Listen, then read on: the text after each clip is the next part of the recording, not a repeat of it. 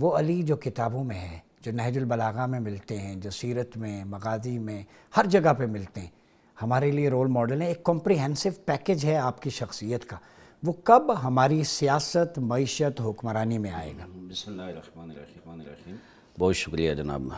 عباس صاحب۔ میں سمجھتا ہوں کہ آپ کا جو سوال ہے بہت ہی زبردست ہے،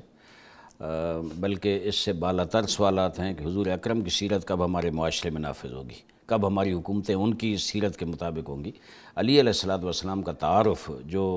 اللہ نے کرایا ہے،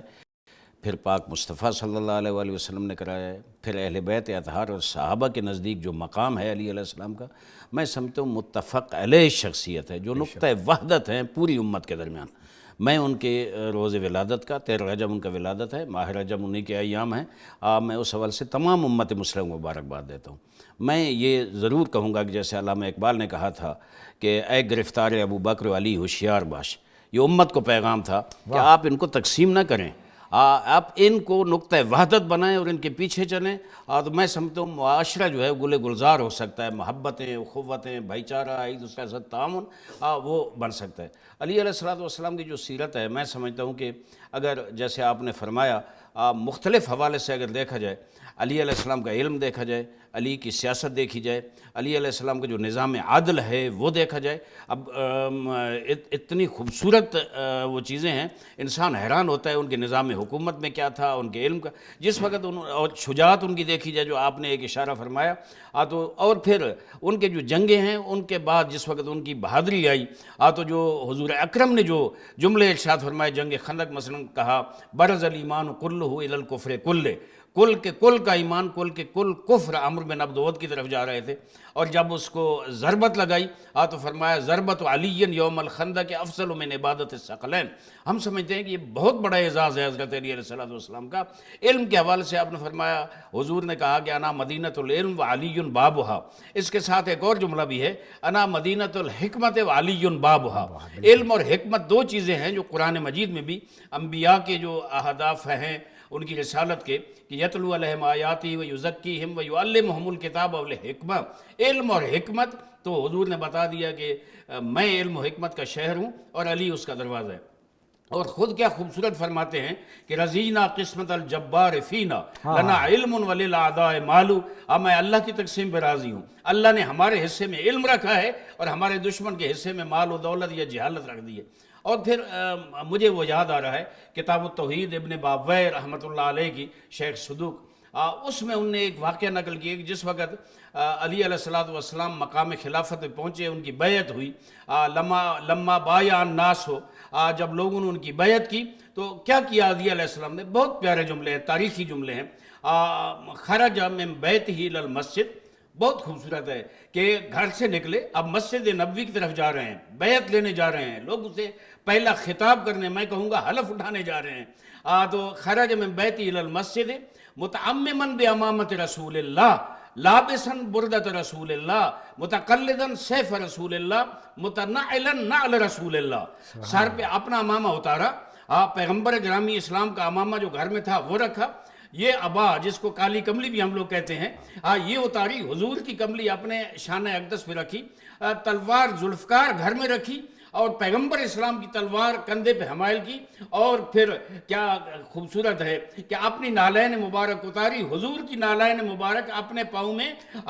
رکھی اور چلے مسجد کی طرف۔ یہاں میں ایک جملے ان کے خطبے کے، جس وقت وہاں پہنچے، جالسن متمکن علی المنبر، ممبر کے اوپر بیٹھے، اور ان کا طویل خطبہ ہے، اس خطبے میں علم کے حوالے سے میں عرض کروں گا کہ انہوں نے فرمایا ایھا الناس سلونی قبل ان تفقدونی، اے لوگوں مجھ سے پوچھو قبل اس کے کہ علی چلا جائے، میں شرق و غرب کا علم رکھتا ہوں، میں اولین و آخرین کا علم رکھتا ہوں۔ اور پھر فرماتے ہیں ھذا صفت رسول اللہ، اپنے سینے پہ ہاتھ رکھ کے کہتے ہیں یہاں علم کا خزانہ ہے جو رسول نے عطا فرمایا۔ مختصراً یہ جاننا چاہوں گا، چونکہ ہم نے پہلے حصے میں بڑی مفصل گفتگو کی، اب تھوڑا کمپریہنسو ذرا ہم اس کو جامع کر لیں۔ سیدنا علی کرم اللہ وجہ الکریم کے بارے میں آپ صلی اللہ علیہ وسلم کا یہ فرمان کہ مومن محبت کرے گا، بغض صرف منافق